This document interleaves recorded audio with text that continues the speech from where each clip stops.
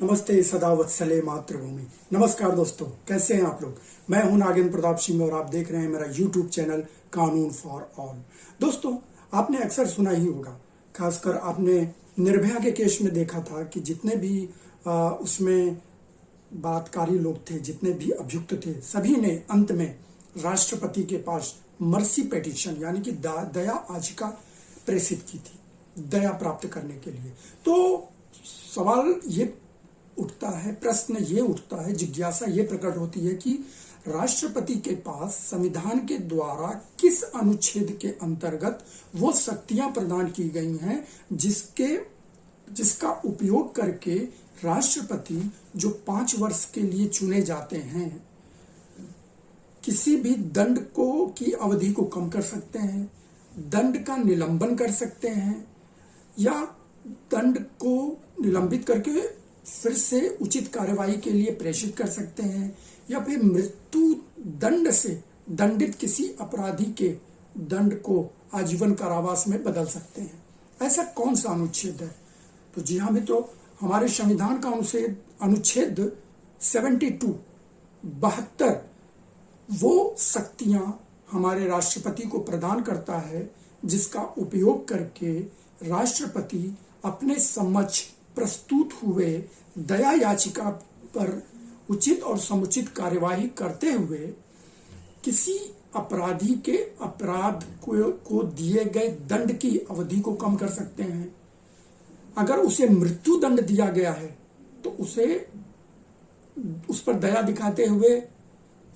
आजीवन कारावास में बदल सकते हैं, या किसी दंड का निलंबन कर सकते हैं, और इस प्रकार की कार्रवाई वो कर सकते हैं अनुच्छेद 72 के अंतर्गत दी गई शक्ति का उपयोग करके। अब दोस्तों, इसमें एक बात समझने वाली ये है कि क्या सेना में स्थित सेना न्यायालय के द्वारा दिए गए किसी सैनिक को जो दंड दिया जाता है, उस दंड को भी राष्ट्रपति अपने अधिकारों का उपयोग करके या तो निलंबित कर सकते हैं, या फिर उसकी अवधि को कम कर सकते हैं, या उस पर किसी प्रकार से हस्तक्षेप कर सकते हैं। जी हाँ, सेना न्यायालय के द्वारा दिए गए दंड को भी अनुच्छेद 72 के अंतर्गत प्राप्त शक्तियों का उपयोग करके राष्ट्रपति हस्तक्षेप कर सकते हैं, या तो उसे बरकरार रख सकते हैं, या उससे उसकी अवधि को कम कर सकते हैं, और मृत्यु दंड का आदेश है, या तो उसे बरकरार रख सकते हैं, या फिर उसे आजीवन कारावास या उससे कम की कारावास में बदल सकते हैं। इसी प्रकार संघ कार्यपालिका की शक्ति का विस्तार जिन जिन विषयों के ऊपर होता है और उन विषयों से संबंधित कोई अपराध किया जाता है और वो तत्समय प्रवृत्त किसी विधि के अंतर्गत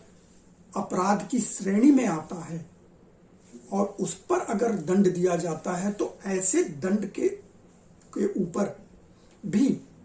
राष्ट्रपति अपना हस्तक्षेप कर सकते हैं अनुच्छेद 72 के अंतर्गत दी गई शक्तियों का उपयोग करके। इसलिए जब सर्वोच्च न्यायालय भी किसी अपराधी के दंड को बरकरार रखता है या उसके दंड को में वृद्धि कर देता है, तो अंतिम जो अस्त्र उस अभियुक्त के पास, उस अपराधी के पास बचता है, वो होता है राष्ट्रपति के पास दया याचिका प्रेषित करना। और दया याचिका प्रेषित करके अपराधी स्वयं को दिए गए दंड की अवधि को कम करने, या उसका जो प्रभाव है, जैसे मृत्यु दंड का दंड दे दिया गया है, तो मृत्यु दंड को आजीवन कारावास में बदलने के लिए दया याचिका प्रेषित करके उनसे प्रार्थना कर सकता है, और अनुच्छेद 72 में प्रदान की गई शक्तियों का उपयोग करके राष्ट्रपति इस पर अपना निर्णय दे सकते हैं। तो इस वीडियो में इतना ही मित्रों। अगले वीडियो में हम हमारे संविधान के किसी अन्य महत्वपूर्ण अनुच्छेद के ऊपर चर्चा और परिचर्चा करेंगे। तब तक के लिए आर्टिकल 72 का गहन अध्ययन करिए और जानने का प्रयास करिए कि 72 यानी कि अनुच्छेद 72 के अंतर्गत राष्ट्रपति को और कौन कौन सी शक्तियां प्रदान की गई हैं। तब तक के लिए नमस्कार। वंदे मातरम।